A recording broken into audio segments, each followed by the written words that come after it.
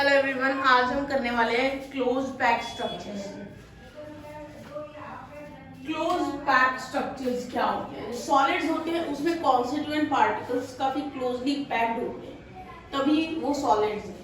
Close packing, जितनी ज्यादा close packing होगी उतना ज्यादा स्टेबल होगा कोई भी क्रिस्टल। तो करते हैं close packing start. Close packing सबसे पहले हम करेंगे वन डायमेंशन में। वन डायमेंशनल क्लोज पैकिंग मतलब एक ही एक्सिस में पार्टिकल्स की अरेंजमेंट, जैसे ये है, और वो सिर्फ यही हो सकती है। एक लाइन में पार्टिकल्स को अरेंज कर दो, वो उसी क्लोज पैकिंग होगी। यहां पर एक पार्टिकल दो दूसरे पार्टिकल से डायरेक्ट कांटेक्ट में है। जैसे ये देखिए, यहाँ पर मैंने इस पार्टिकल को कलर किया है जो मैं दिखा रही हूँ। ये वाला पार्टिकल एक तो इधर वाले पार्टिकल से कांटेक्ट में है और एक इधर वाले पार्टिकल से कांटेक्ट में है। इस तरह से यहाँ पे इसके दो नेबर्स हैं जो इसके डायरेक्ट कांटेक्ट में।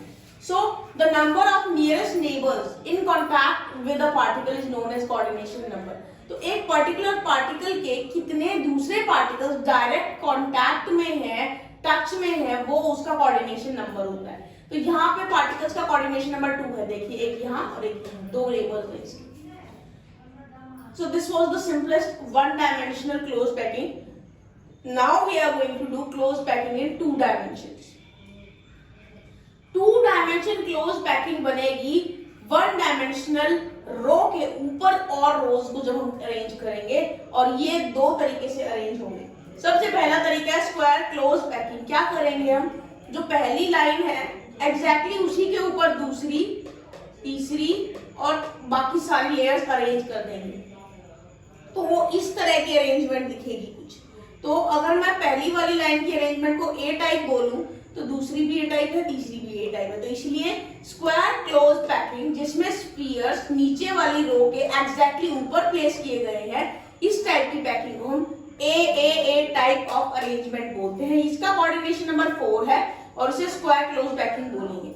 कोऑर्डिनेशन नंबर 4 क्यों है? क्योंकि मान लीजिए मैंने ये स्फीयर देखा है, इस स्फीयर्स के नेबर्स कितने हैं जो इसके डायरेक्ट कांटेक्ट में है?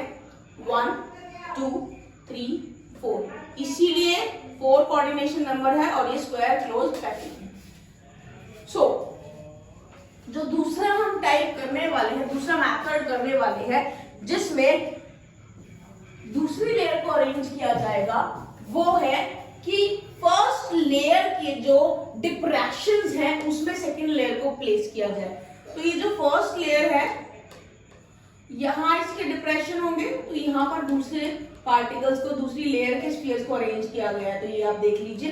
तो इसमें अगर फर्स्ट टाइप की अरेंजमेंट को, फर्स्ट लाइन की या फर्स्ट रो की अरेंजमेंट को मैं ए टाइप अरेंजमेंट बोलूं, तो सेकंड रो की अरेंजमेंट इससे डिफरेंट आएगी, उसको मैं बी टाइप की अरेंजमेंट बोलूंगी। जब मैं थर्ड लेयर इस पे प्लेस करूंगी सेकंड लेयर पे, तो थर्ड लेयर की जो अरेंजमेंट है वो एग्जैक्टली फर्स्ट लेयर जैसी होगी। मींस वो वर्टिकली अलाइंड होंगे। देखिए, ये देखिए, इसके एग्जैक्टली ऊपर ये है, इसके एग्जैक्टली सेम अलाइनमेंट पे ये है, इसके एग्जैक्टली सेम अलाइनमेंट पे ये है। तो इस तरह से A B type of arrangement बन गई है। और इसमें कोऑर्डिनेशन नंबर 6 है। देखिए, ये शेडेड मैंने स्फीयर बनाया है, इसका देखते हैं कितने कांटेक्ट में है direct particles. 1 2 3 4 and 5 6। So coordination number 6, and hence it is hexagonal close packing. So now we come towards the close packing in 2 dimension. 2 dimensional close packing के बारे में हम पढ़ेंगे।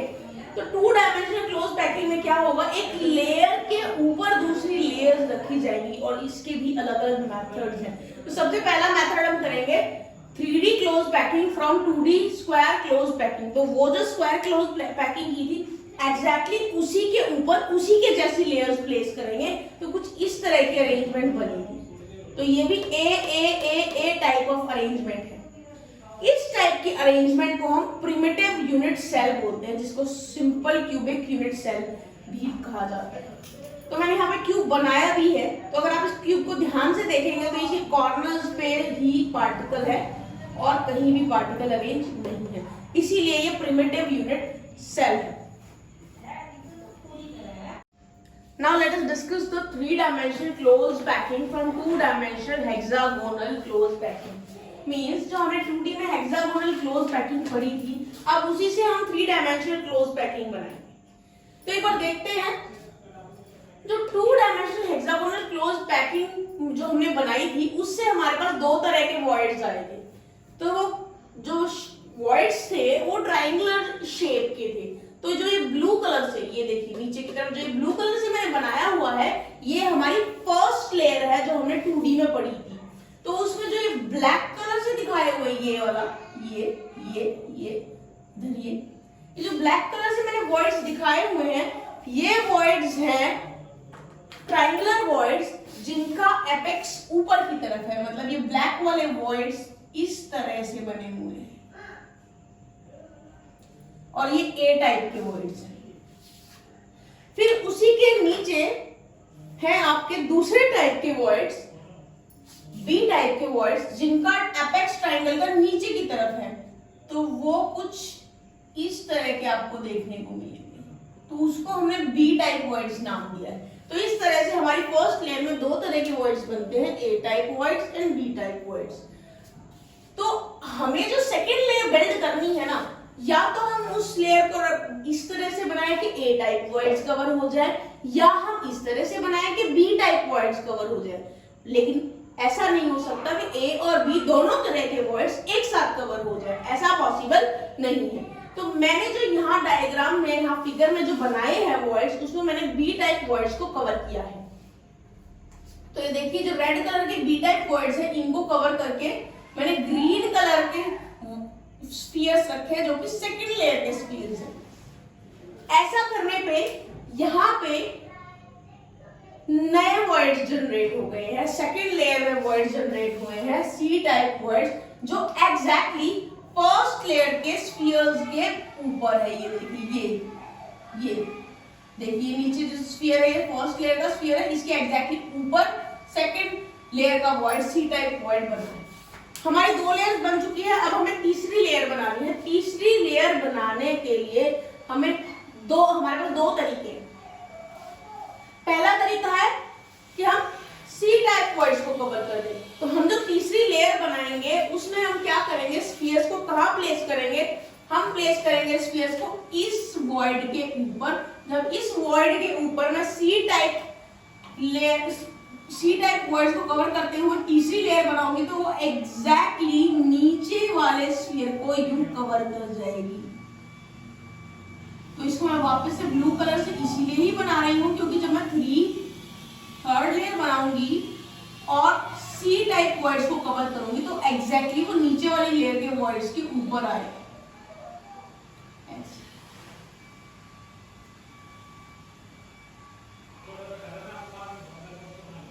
तो अगर मैं पहली लेयर को ए टाइप लेयर बोलूं, दूसरी लेयर ए टाइप से डिफरेंट है, पहली और दूसरी लेयर डिफरेंट है, तो पहली लेयर को अगर मैं ए टाइप बोल दूं, सेकेंड लेयर को अगर मैं बी टाइप बोलूं, तो third layer will be again A type क्योंकि वो एग्जैक्टली उसी के ऊपर स्टैक्ड है। तो ये जो अरेंजमेंट बनेगी ये बनेगी हमारे पास AB type of arrangement and this packing is hexagonal close packing. और इसका फिगर आपके सामने इधर मैंने बनाया हुआ है। इस तरह की अरेंजमेंट आपको देखने को मिलेगी। अब जैसे कि मैंने कहा आपको एक और मेथड है थर्ड लेयर को स्टैक करने का, थर्ड लेयर को बनाने का। वो जो मेथड है उसमें हम ए टाइप वॉइड्स को कवर करेंगे। ए टाइप वॉइड्स कहाँ है? ए टाइप वॉइड्स है ब्लैक कलर में, आप देख सकते हो। तो थर्ड लेयर हम इस तरह से बना सकते हैं कि हम ये ब्लैक वाले लेयर जो मार्क है उसको कवर कर लें। तो जो थर्ड टाइप की लेयर बनेगी हम ऐसे भी बना सकते हैं। मैं आपको बना के दिखाती हूँ। ये जो ब्लैक कलर के वॉइड्स थे यहाँ पर, इसके ऊपर यहाँ पर थर्ड लेयर ऐसे भी बन सकती है, ये इस तरीके से भी बन सकती है।